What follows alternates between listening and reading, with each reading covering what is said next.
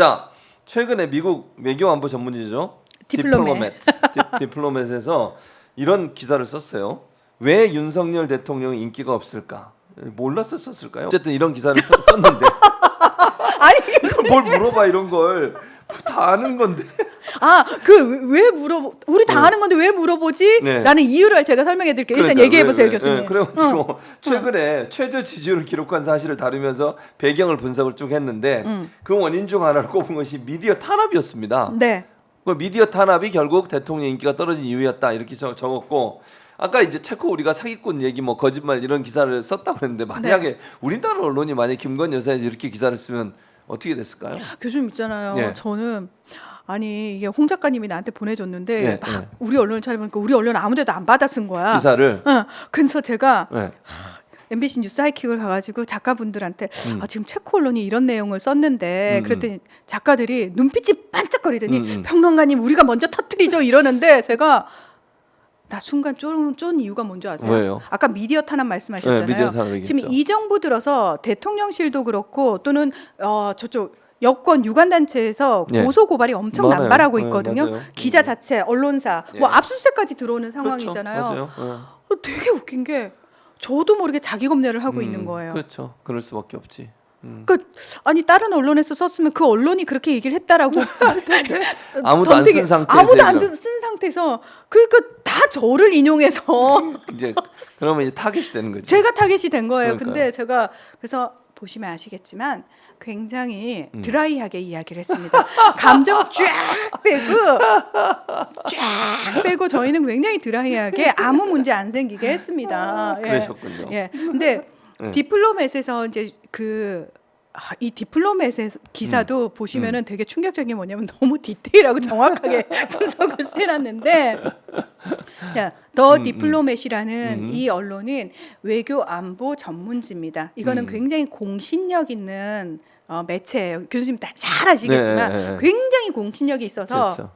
다른 나라, 전 세계 뭐 외신 기자들뿐만 아니라 국제 정치에 관심 있다 하시는 분들은 다 보는 포린 폴리시도 보지만 사실 네. 디플로맷도 굉장히 많이 보거든요. 보죠. 예. 네. 많이 봅니다. 저도 사실 자주 보는 것이고. 이건 무슨 의미다? 여기서 썼다라는 건 공식화한다는 거예요. 여기서 썼다라는 거는 이미 공공연하게 이렇게 알고 있고 다 알려졌다라는 거를 그냥 물 밑에서 조용히 야 그렇대라고 쉬쉬하는 게 아니고 그냥 물 위로 수면 위로 드러내주고 공식화 시키는 거라고 보시면 맞아요. 돼요. 근데 여기서 우리나라에서 지금 벌어지고 있는 네. 의료 분쟁 있잖아요. 네, 의료 문제. 그 얘기도 정확하게 쓰고 다루고 있고요. 있고. 예. 네. 그다음에 그 김건희 여사와 관련된 이야기도 하고 있습니다. 그리고 일단 북한과의 네. 관계를 그러니까 굉장히 경색됐잖아요. 네, 경색되면서 그런 적대적으로 상태죠. 바뀌었죠. 네, 이 그렇습니다. 부분의 문제도 짚고 있고요. 그다음에 윤석열 대통령이 거부권을 엄청나게 행사를 해가지고 또 할 것 같은데 그거? 그러니까 야당과의 협치 따위는 전혀 하지 없죠. 않는다. 관심이 없죠. 그렇죠. 그런 얘기도 하고 있고요.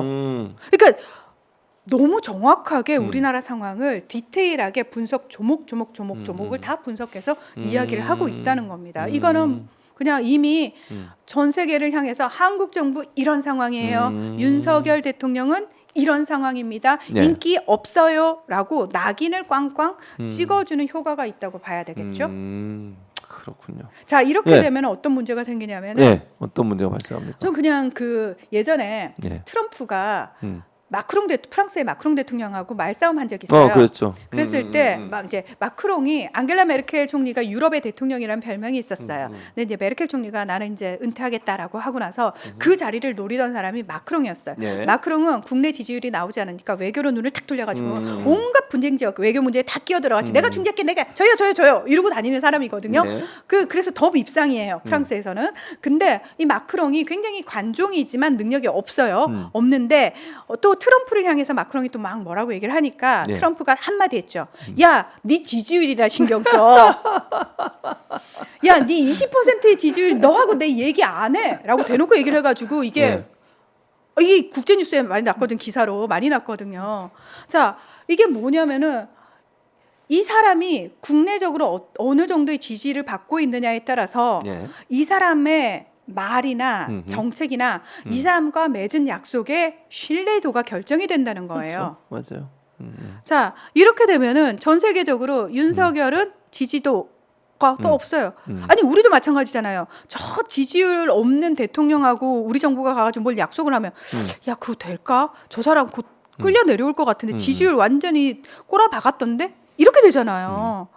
근데 그러니까- 윤석열 대통령 지지율도 낮을 뿐만 아니라 곧 그만두는 기시다를 직접 한국으로 불러가지고 정상회담까지 했잖아요. 네. 왜 그럴까요? 같이 놀 사람이 없으니까. 비슷해서? 자, 기시다 후미오가 네. 물러나는 이유는 딱 하나죠. 뭡니까? 지지율 때문입니다. 근데 왜 윤석열 대통령 그냥 계세요? 그러니까요. 자, 기시다 지지율이 10에서 20%대여가지고 계속해서 지난해 말부터 물러나야 된다는 얘기 계속 나왔는데 네. 기시다는 권력의 화신입니다. 절대 권력력이 굉장히 강한 사람이어가지고 놓지 않으려고 하다가 자민당 내에서도 너로는 선거를 치를 수가 없어. 너가 물러나야 돼. 이러고 난리를 쳐가지고 네. 본인이 이제 이번에 물러나고 27일 날 새로 자민당 총재 선거가 있죠. 네, 있는 맞아요. 건데 희한한 게 네. 기시다랑 윤석열이랑 12번을 만났어요. 네. 토탈. 네. 윤석열 대통령이 한 10년 집권을 한 겁니까? 아니에요.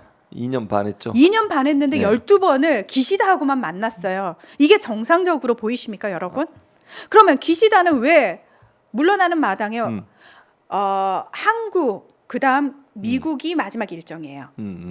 자, 기시다가 한국과 미국을 택한 이유가 있습니다. 기시다는 아베가 2013년에 2차 내각을 시작할 때 이 사람이 외무상이었어요. 그렇죠. 그러면서 본인 스스로도 난 외교적으로 엄청나게 능력이 있어라는 걸 굉장히 자부심을 가진 사람이에요. 자, 근데 이 사람이 본인이 총리가 되고 나서 공교롭게도 윤석열로 우리도 정권이 바뀌잖아요. 네, 맞아요. 그러면서 윤 정부가 한일 관계 우리 풀겠다 이러고 난리 쳐가지고 퍼주기 하면서 강제징용과 관련해서 제3자 해법 우리 기업이 돈 내서 우리가 구제할게요. 일본 정부 신경 쓰게 안 해둘게요 하고 그다음에 사도강산 세계유산 등재시켜주고 일본이 원하는 걸 다 해줬어요. 그러면 한일 관계에 있어서 적어도 기시다는 일본 극우들 내에서 영웅이에요. 너무 잘한 거예요. 자, 그리고 기시다가 나만 믿고 있어. 한국은 나한테 꼼짝 못해. 와가지고 마지막에 자 윤석열한테 야 총리가 다음 누가 오더라도 알지? 여전히 잘 해주고 고마웠다. 막 이러면서 제대로 졸업여행을 온 거죠. 왜 졸업여행을 오냐? 예.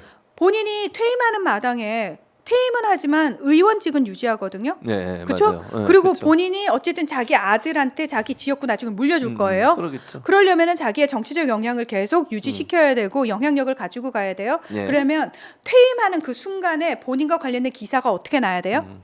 좋은 걸로 나야 돼요. 가장 자기에게 좋은 걸 줬던 나라가 한국이에요. 한국을 방문하게 되면 어떤 기사로 나오겠습니까? 기시다가 왜 한국을 가는지, 한국과의 관계에 있어서 기시다가 한 업적이 무엇인지 그거 위주로 일본 언론에 나올 거 아닙니까? 그러겠죠. 그걸 노린 거죠. 잘한 거. 내부에선 잘한 게 없으니까 일단 그거. 그다음에 지금 미국 가거든요. 네. 한미일 공조 강화. 트럼프 때는 사실 트럼프 아베 당시에 트럼프는 사실 일본을 약간 배제시켰어요. 소외시키고. 그 당시에 트럼프는 한국과 굉장히 밀착하는 모습을 보였거든요. 근데 기시다 들어오고 바이든 들어오고 윤석열 들어오면서 한미일 공조 강화가 되면서 네. 미국과의 관계도 트럼프 아베 때보단 좋아졌거든요. 그러면서 가면서 그걸. 또다시 마지막에 기시다의 자신의 성과 미국 하면 또 따라 나오는 거. 기시다 네. 총리 들어와가지고 한미일 공조가 강화되면서 일본의 위상이 어떻게 됐다? 굉장히 좋아졌습니다. 그 이야기를 마지막으로 장식하기 위해서 네. 한국하고 미국을 선택한 겁니다. 실제로 7월 말에 한국의 신원식 국방장관, 미국의 오스틴 국방장관, 그리고 일본의 방위상이 한 자리에 모여가지고 한미일 프레임워크라는 거를 결성을 해요. 네. 군사적으로 상당히 밀착하는 모습이고요. 지금 기시다 총리 있을 때 미국하고 일본은 그 군대가 없어요. 공식적으로는 그렇죠. 자위대만 네, 있죠. 네, 맞아요. 자위대의 지휘 체계와 미군의 지휘 체계를 통일시키는 일체화시키는 작업에 본인들 사인을 했어요. 그러니까.